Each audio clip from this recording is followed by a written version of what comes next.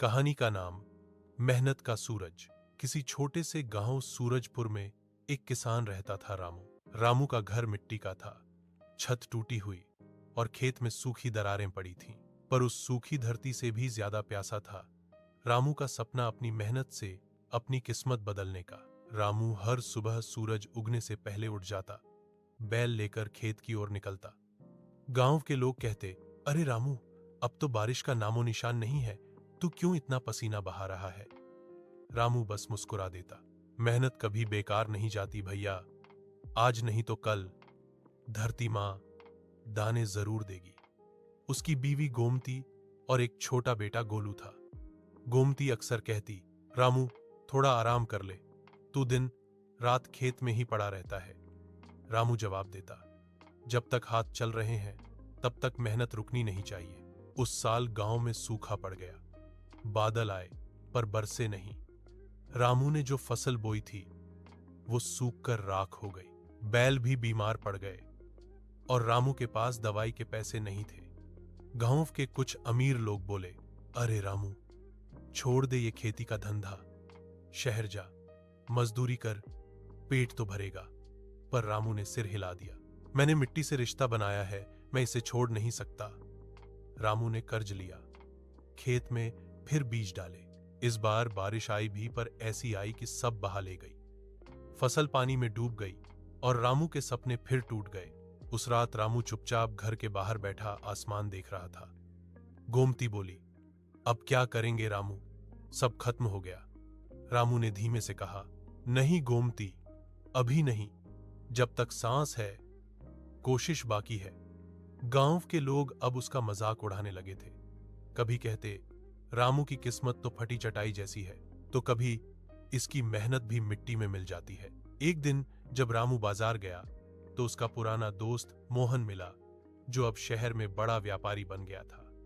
मोहन बोला, अरे रामू, तू अब भी खेती कर रहा है? छोड़ना भाई, ये सब गरीबों का काम है, मेरे साथ चल, तू मेरी दुकान पर काम कर ले। रामू मुस्कुराया, मोहन, तेरे पास सब है, पैसा, घर, गाड़ी, पर मेरे पास मिट्टी की खुशबू है, मैं इसे नहीं छोड़ सकता। मोहन हंसकर चला गया और रामू फिर अपने खेत की ओर लौट गया। एक दिन रामू ने गांव के पुराने पेड़ के नीचे बैठे एक बुजुर्ग किसान भोलादास को देखा। भोलादास बोला, बेटा, धरती भी मां होती है, पर उसे संभालना पड़ता है। तू खेत में पानी रोकने की नाली क्यों नहीं बनाता? बारिश जब आएगी तो पानी बहेगा नहीं, जमीन में जज्ब हो जाएगा। रामू को बात समझ आई। उसने अपने पुराने औजार उठाए और अकेले ही खेत में छोटी छोटी मेड़ें बनाना शुरू किया। दिन रात मेहनत की, कभी हाथ कटे, कभी पैर में छाले पड़े, लेकिन वो नहीं रुका। गोमती ने देखा, रामू, तू थकता नहीं? नहीं गोमती, जब उम्मीद साथ हो तो थकान भी डर जाती है। कुछ महीने बीते। इस बार बारिश आई धीरे मगर लगातार।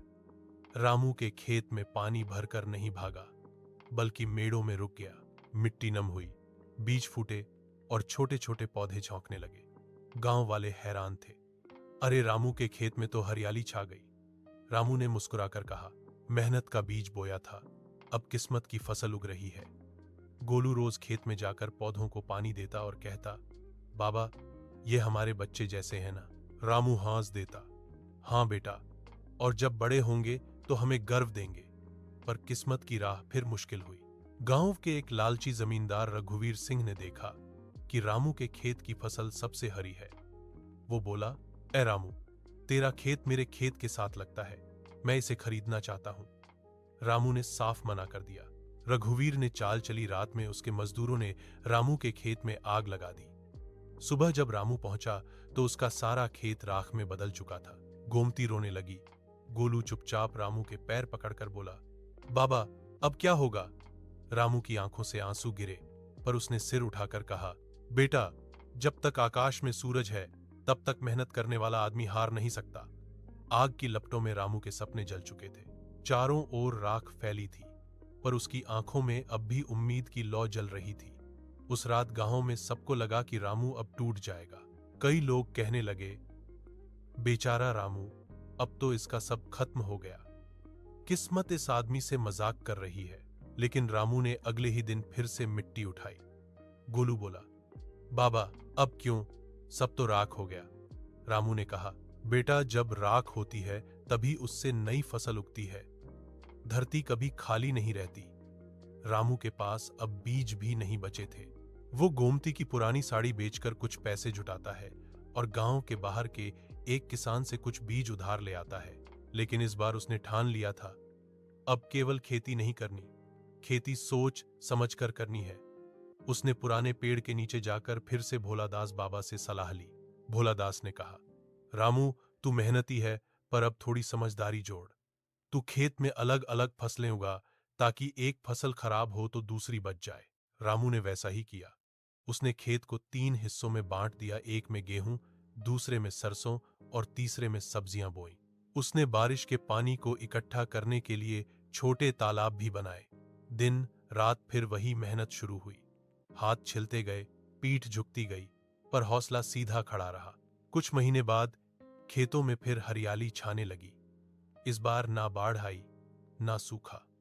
मौसम भी जैसे रामू की मेहनत देखकर नरम पड़ गया था। गांव के लोग अब धीरे धीरे उसके खेत देखने आने लगे। कोई कहता, रामू के खेत में तो सोना उग रहा है, तो कोई बोलता, सच में मेहनत का फल मीठा होता है। रामू अब पहले से भी ज्यादा खुश था। वो हर शाम अपने बेटे गोलू के साथ खेत में बैठता, हवा के झोंकों में झूलती फसलों को देखता और कहता, देख बेटा, ये सब हमारी मेहनत की जीत है। रघुवीर सिंह को यह सब बर्दाश्त नहीं हुआ।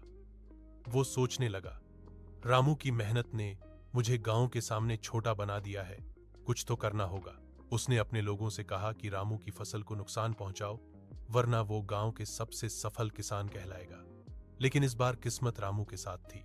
रात को जब वे लोग उसके खेत की तरफ आए तो गांव के चौकीदार ने पकड़ लिया।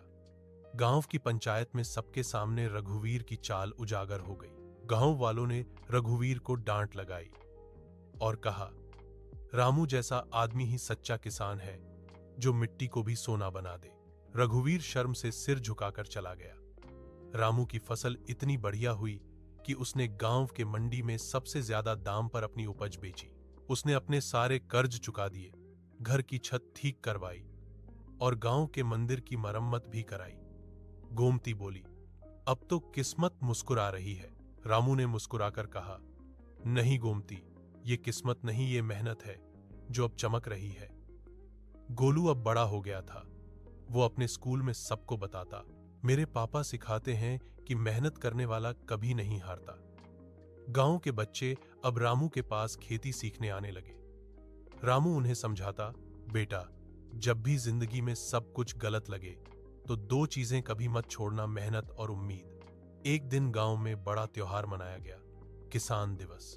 गांव के सरपंच ने सबके सामने कहा, आज हम अपने गांव के सबसे मेहनती किसान को सम्मानित करेंगे। रामू को मंच पर बुलाया गया। गोलू तालियां बजा रहा था। गोमती की आंखों में आंसू थे खुशी के। रामू के हाथ में चमकता हुआ सम्मान पत्र और एक सुनहरा हल था। रामू बोला, मुझे ये सम्मान नहीं, मेरी मिट्टी को मिला है। जब सब मुझसे मुंह मोड़ चुके थे तब इसी मिट्टी ने मेरा साथ दिया। इसलिए बच्चों, कभी मेहनत से मुंह मत मोड़ना, चाहे कितनी भी मुश्किल आ जाए। पूरा गांव तालियों से गूंज उठा। गोलू दौड़कर रामू से लिपट गया। बाबा, अब तो किस्मत जीत गई। रामू ने हंसते हुए कहा, नहीं बेटा, मेहनत जीती है। कई साल बाद रामू ने अपने खेत के पास एक कृषि विद्यालय बनवाया। उसका नाम रखा। वहां बच्चे आकर खेती के आधुनिक तरीके सीखते, मिट्टी की कद्र समझते और अपने गांवों को बेहतर बनाते। भोलादास बाबा, जो अब बूढ़े हो चुके थे, रामू को देखकर बोले, देख बेटा, तूने न केवल अपनी किस्मत बदली बल्कि पूरे गांव की सोच बदल दी। रामू ने उनके पैर छूकर कहा, आपने रास्ता दिखाया था बाबा, मैंने बस उस पर चलना नहीं छोड़ा। साल बीते, गोलू बड़ा हुआ, पढ़ाई पूरी की और अपने पिता के साथ खेती का काम संभालने लगा। अब सूरजपुर गांव में कोई गरीब नहीं था। हर घर में काम, हर चेहरे पर मुस्कान थी। लोग आज भी कहते हैं, अगर मेहनत का कोई दूसरा नाम होता तो वो रामू होता। किस्मत उन्हीं की बदलती है जो हार नहीं मानते। मेहनत और उम्मीद का साथ हो तो असंभव भी संभव बन जाता है। दुनिया भले साथ छोड़ दे, लेकिन अपनी मेहनत का साथ कभी मत छोड़ो। सच्ची जीत तब होती है जब तुम्हारी मेहनत दूसरों के लिए प्रेरणा बन जाए।